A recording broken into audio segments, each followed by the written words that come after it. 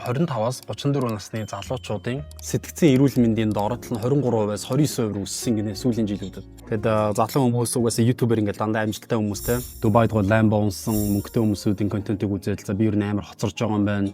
Би ярах хэрэгтэй юм байна гэдэг ч юм уу те. Эсвэл үеийнхэн зүгээр 16 талтай залуучууд e-commerce-ийг л 30 сая, 40 сая, 50 сая, 200 сая гэж хэлэхээр хүүен чинь би юу болж байна гэх ингээд стресс нэмэгдчих шиг байна. Номер 1 дүрм хизээч хинтээж өөрийгөө харьцуулахгүй тэм нөхцөл байдалд өөрийгөө аваач. Ерөөсөө хөлс чинь тасралтгүй цувж идэг, тасралтгүй чи юмны ард нуглаа сууж идэг. Ерөөсөө л байнгын ажил гэдэг тэрнийг дуртай зүйл олцсон. Тэр юм дотор чи байж чадах юм бол амжилтанд хүрэх нь ойлгомжтой. Тэр дээр бусад хүмүүсийн амжилтыг ерөөсөө бити хар те. Мэдээж авахын ав, сурах юм сур. Юу ихээр бидний нэг pocket watching гэж хэлдэг шүү дээ. Үгээр амжилттай хүмүүсийг яаж мөнгө олоод байгааг судалдаг. Энэ тэдэг views авч гин, за community-ийн тэдэн гишүүнтэй байна, тэдэн төгрөг болж байгаа юм байна. За нэг иймэрхүү амжилттай юм байна да.